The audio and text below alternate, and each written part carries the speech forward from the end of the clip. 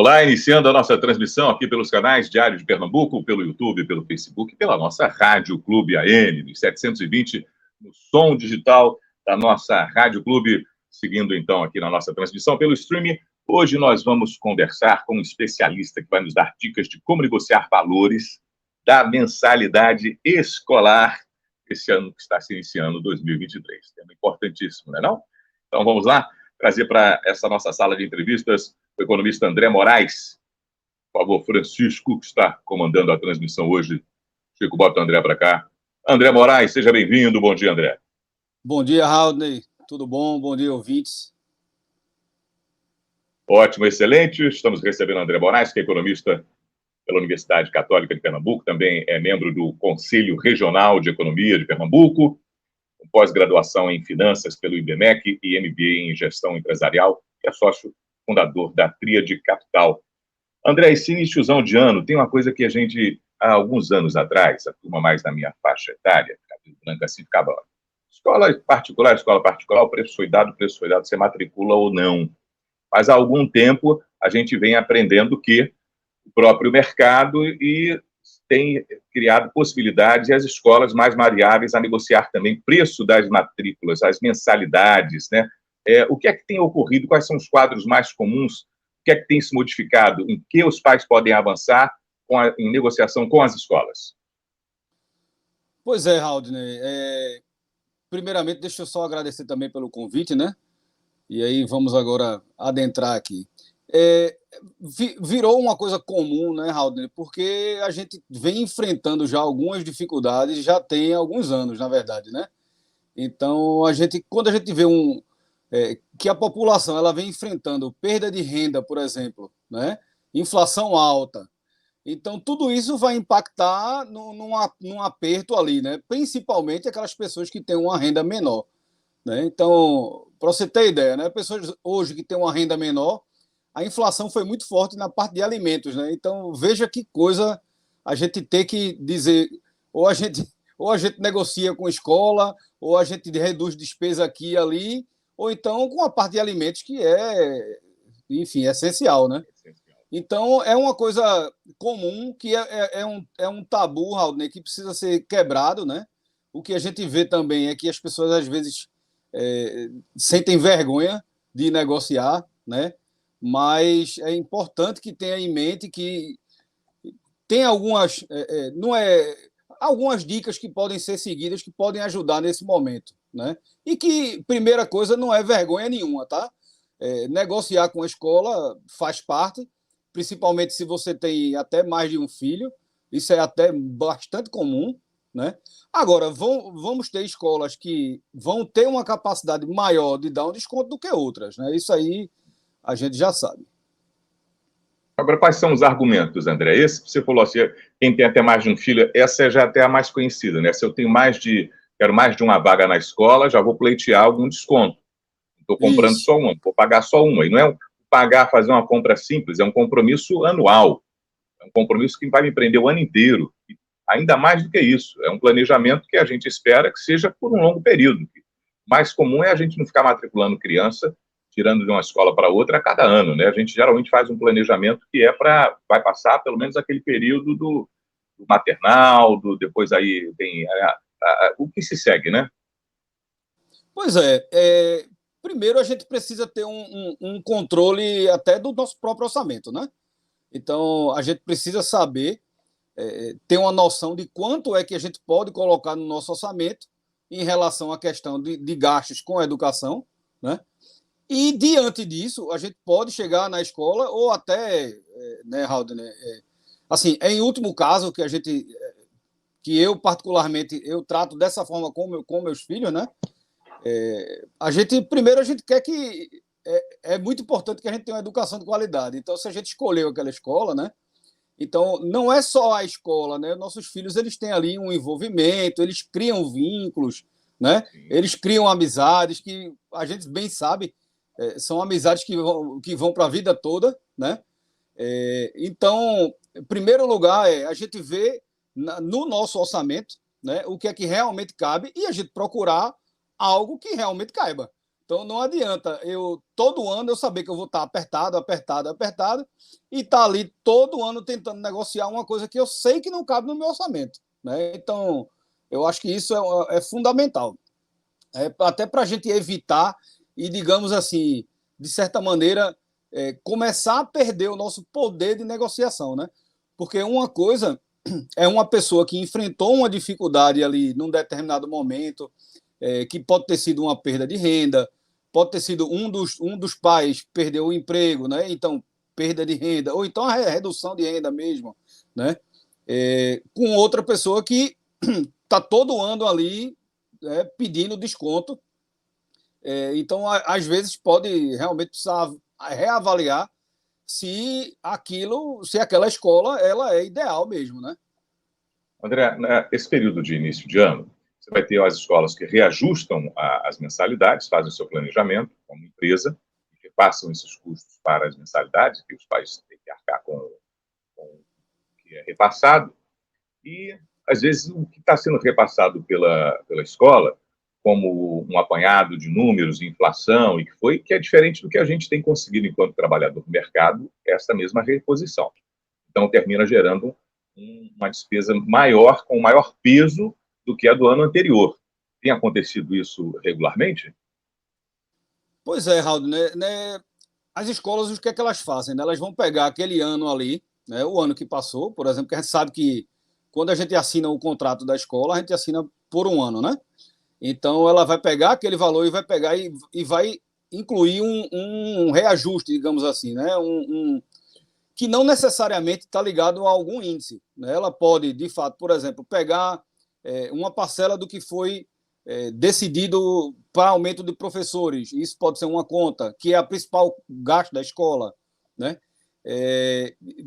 Bens que são utilizados dentro da escola. Então, tudo isso, a escola ela tem que ter isso aí, digamos assim, de fácil até para justificar, né, para os pais dos alunos o porquê do aumento, né?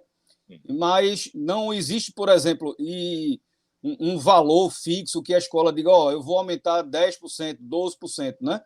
Algumas escolas podem aumentar um pouco mais, outras um pouco menos. Então, escolas menores, ela vai ter um pouco mais de dificuldade para dar um desconto, né?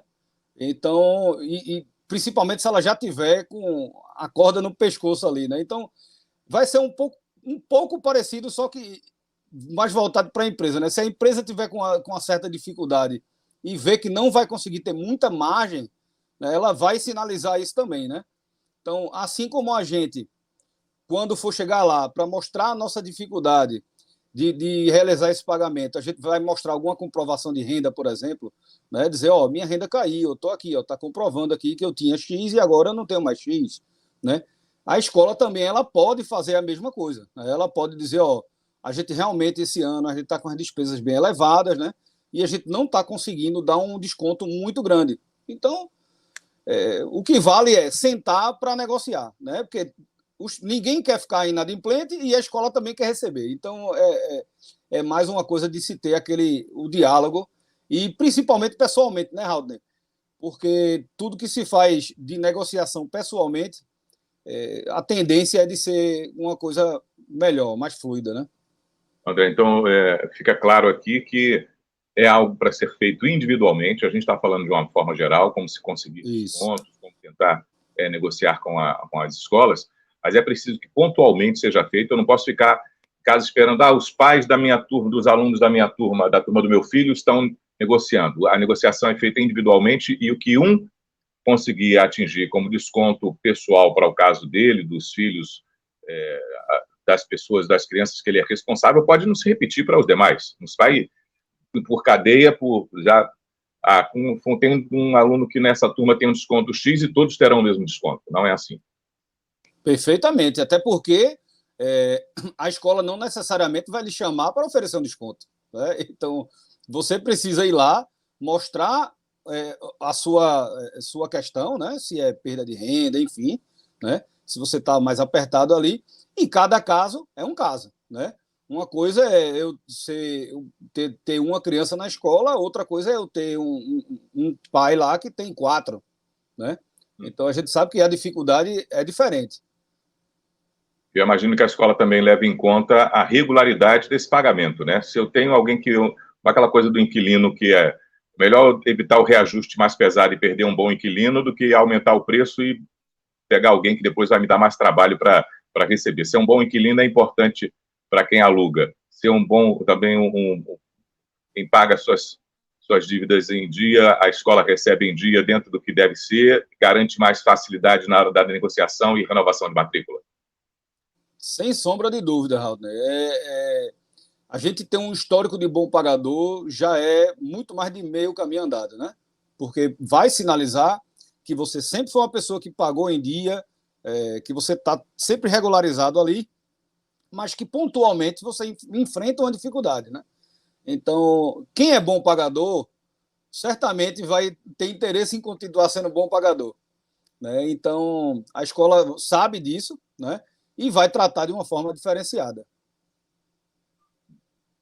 Excelente.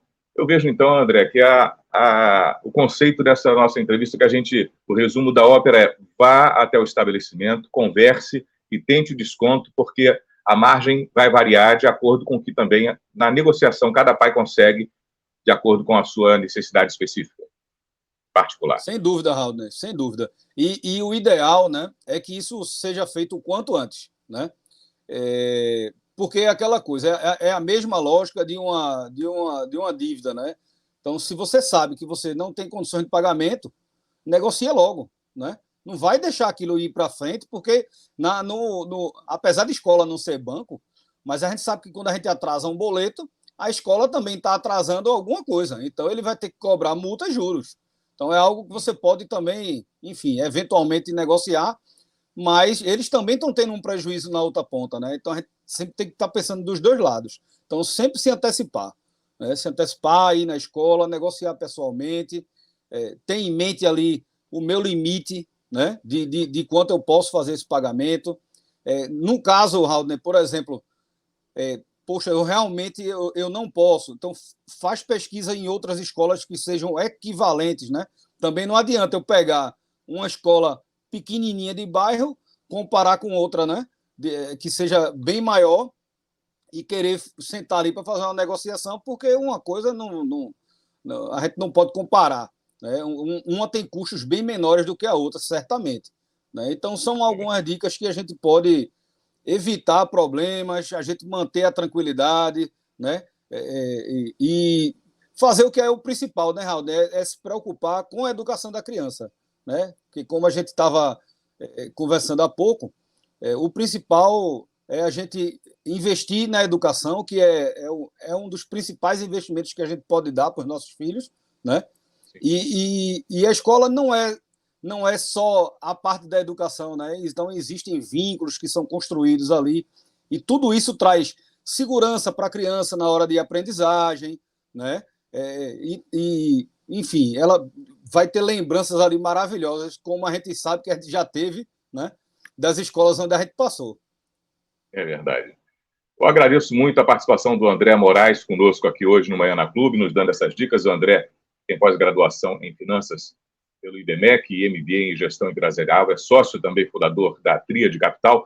André, você tem postado coisas na rede, eu queria que você deixasse aqui o Instagram de vocês, o seu, para que a gente possa acompanhar essas dicas financeiras que são sempre colocadas à disposição. Claro, Raudney. Meu Instagram é o @André Moraes com i, ponto Insta, de Instagram, só que reduzido, né? Insta. Certo. @André Moraes com i, ponto Insta. Positivo. Obrigado, André, pela sua participação conosco aqui no Manhã na Clube hoje. Eu que agradeço, Raudney. Obrigado. Recebemos aqui o André Moraes, economista pela Universidade Católica de Pernambuco e conselheiro.